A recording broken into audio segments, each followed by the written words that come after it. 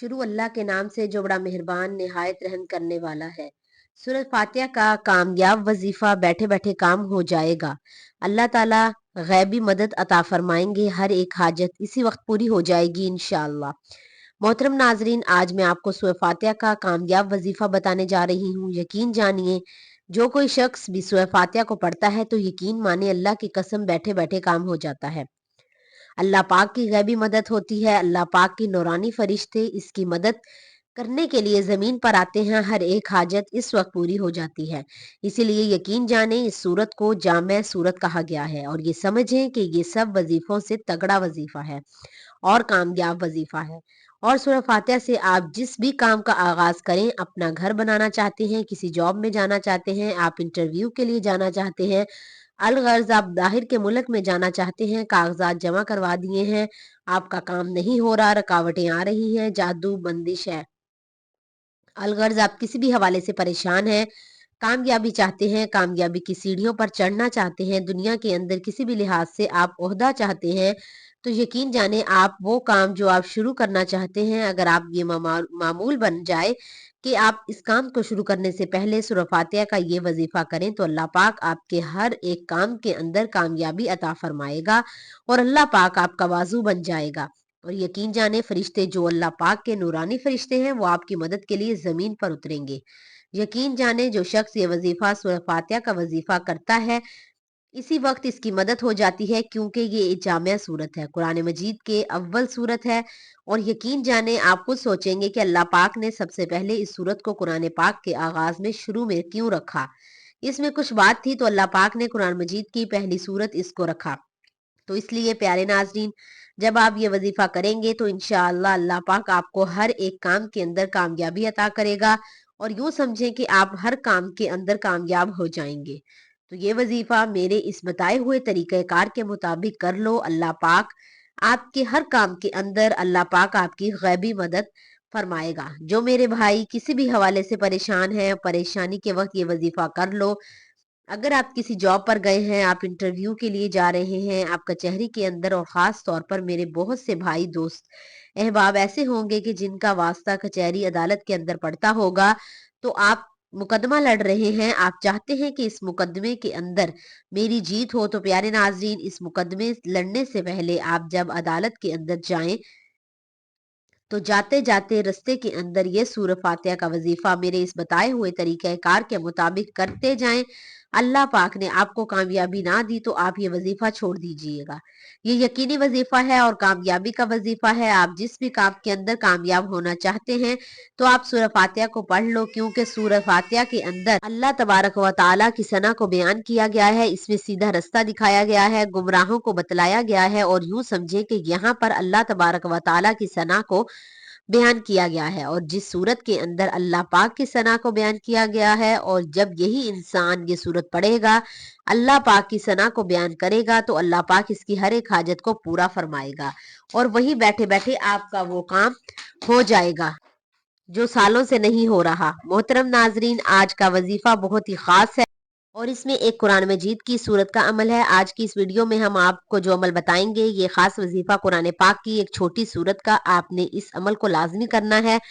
इंशाअल्लाह अल्लाह ताला इस अमल को करने वाले से आपके पास इतना पैसा, इतना दौलत आ जाएगा। अगर आप गरीब हैं, आपके घर के माली हालात ठीक नहीं है, तो आपके घर के माली हालात इस कदर बेहतर हो जाएंगे कि आपके जितने भी रिश्तेदार हैं वो आपको देखते ही रह जाएंगे। ये खास वजीफा हमारी बहुत सी बहनों और भाइयों का आजमाया हुआ अमल है। अल्लाह तबारक व ताला के फजल व करम से घर से गुर्बत और तंगदस्ती खत्म हो जाएगी और घर में मालो दौलत की बारिश होना शुरू हो जाएगी।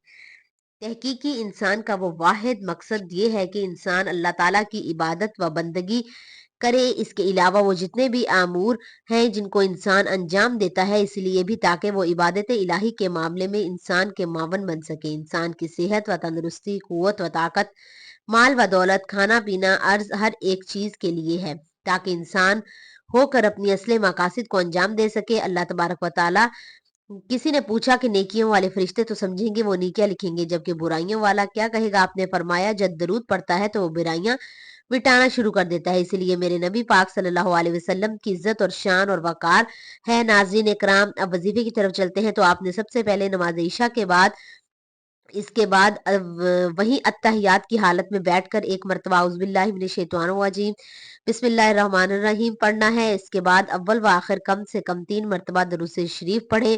کوشش کریں کہ تعداد زیادہ ہو۔ درود پاک پڑھ کر الحمدللہ شریف یعنی سورہ فاتحہ جو ہے اس کو آپ نے پڑھنا ہے، صرف 11 مرتبہ پڑھنا ہے۔ بسم اللہ الرحمن الرحیم الحمد للہ رب العالمین الرحمن الرحیم مالک یوم الدین ایاک نعبد و ایاک نستعین اہدنا الصراط المستقیم صراط الذین انعمت علیہم غیر المغضوب علیہم ولا الضالین آمین۔ اس کے بعد ایک تسبیح پہلے کلمے کی کرنی ہے، لا الہ الا اللہ محمد الرسول اللہ، اور جب آپ یہ عمل کریں اول و آخر کم سے کم 3 بار درود شریف کے ساتھ پڑھیں، پھر اس کے بعد اللہ پاک سے دعا مانگیں۔ یہ ایسا وظیفہ ہے کہ انشاءاللہ آپ کی کوئی بھی دعا رد نہیں ہوگی۔ یہ اتنا طاقتور اور آزمودہ ہے، بہت ہی مجرب وظیفہ ہے۔ میں نے سوچا کہ یہ وظیفہ اپنے ناظرین کو بھی دے دوں، کیونکہ اس دور میں کافی لوگ پریشان ہیں، روپے پیسے کی کمی۔ انشاءاللہ العزیز اللہ رب العزت آپ کو بھی اپنے فضل و کرم سے اس مالی تنگ دستی سے نجات کرے گا انشاءاللہ، اور خوشخبری ملے گی۔ اور یہ عمل ایمانداری کے ساتھ اور مکمل یکسوئی کے ساتھ کرو۔ حضرت ابو ہریرہ رضی اللہ تعالیٰ عنہ سے روایت ہے کہ عرض کیا گیا، یا رسول اللہ قیامت کے روز آپ کی شفاعت کا سب سے زیادہ مستحق کون ہوگا؟ آپ صلی اللہ علیہ وسلم نے فرمایا، ابو ہریرہ میرا گمان یہی تھا کہ اس بارے میں تم سے پہلے مجھ سے کوئی نہ پوچھے گا، کیونکہ میں دیکھتا ہوں کہ تم حدیث پر بہت حریص ہو۔ قیامت کے روز میری شفاعت حاصل کرنے کے میں سب سے زیادہ خوش نصیب شخص وہ ہوگا جس نے خلوص دل و جان سے لا الہ الا اللہ پڑھا ہوگا۔ حضرت انس رضی اللہ تعالیٰ عنہ سے روایت ہے کہ میں نے نبی کریم صلی اللہ علیہ وسلم کو فرماتے سنا، قیامت کے روز میری شفاعت قبول کی جائے گی، میں عرض کروں گا یا رب جس کے دل میں رائی کے برابر ایمان ہو اسے جنت میں داخل فرما دے، پس وہ داخل ہو جائے گا۔ پھر میں عرض کروں گا اسے بھی جنت میں داخل فرما دے جس کے دل میں ذرا سا بھی ایمان ہے۔ حضرت انس رضی اللہ تعالیٰ عنہ فرماتے ہیں، گویا کہ میں اب بھی اشارہ کرتے رسول صلی اللہ علیہ وسلم کی انگشتان مبارک کی طرف دیکھ رہا ہوں۔ حضرت ابن عباس رضی اللہ تعالیٰ عنہ سے روایت ہے کہ حضور نبی کریم صلی اللہ علیہ وسلم نے فرمایا، اہل ایمان میں سے ایک قوم اپنے گناہوں کے باعث جہنم میں داخل ہوگی، تو مشرکین ان سے کہیں گے تمہیں تمہارے ایمان نے کوئی فائدہ نہیں دیا کہ ہمیں اور تمہیں ایک ہی جگہ عذاب دیا جا رہا ہے۔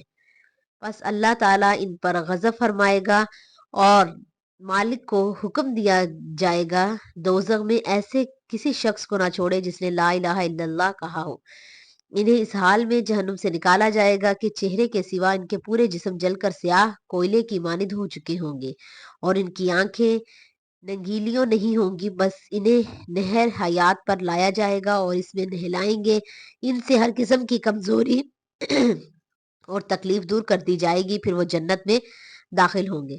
فرشتے ان سے کہیں گے تمہیں مبارک ہو، تم اس جنت میں ہمیشہ کے لیے داخل ہو جاؤ۔ بس انہیں جنت میں جہنمی کہہ کر بلایا جائے گا، پھر کچھ عرصے کے بعد وہ اللہ تعالیٰ سے عرض کریں گے تو ان میں سے اس نام کو ختم کر فرما دے گا، سوائے نہیں اس نام سے کبھی بھی نہیں بلایا جائے گا۔ جب وہ آگ سے نکلیں گے تو کافر کہیں گے کاش ہم مسلمان ہوتے۔ اس کے بارے میں کفار آخرت میں مومنین پر اللہ تعالیٰ نے فرمایا کہ رحمت کی مناظر دیکھ کر بار بار آرزو کریں گے کہ کاش وہ مسلمان ہوتے۔ اے بیماروں کو شفا دینے والے، اے بادشاہوں کے بادشاہ، اے اللہ ہم تیرے گناہ گار بندے ہیں، تیرے خطا کار بندے ہیں، ہمارے گناہوں کو معاف فرما دے، ہماری خطاؤں کو معاف فرما دے۔ اے اللہ ہم اپنے اگلے پچھلے کبیرہ صغیرہ سبھی گناہوں، خطاؤں اور نافرمانیوں کی معافی مانگتے ہیں۔ اے اللہ رب العزت ہم اپنے گناہوں سے توبہ کرتے ہیں، ہماری توبہ قبول فرما۔ اے اللہ ہم گناہ گار ہیں، سیاکار ہیں، بدکار ہیں، تیرے احکام کے نافرمان بندے ہیں، ناشکرے ہیں، لیکن میرے معبود تیرے نام لیوا بندے ہیں، تیری توحید کی گواہی دیتے ہیں۔ تیرے سوا کوئی عبادت کے لائق نہیں ہے، تیرے سوا کوئی بندگی کے لائق نہیں ہے، تیرے سوا کوئی تعریف کے لائق نہیں ہے۔ ہمارے معبود ہمارے گناہ تیری رحمت سے بڑے نہیں ہیں، تو اپنی رحمت سے ہمارے گناہوں کو معاف کر دے۔ اللہ پاک ہمیں گمراہی کے رستے سے ہٹا کر صراط مستقیم کے رستے پر چلنے والا بنا دے۔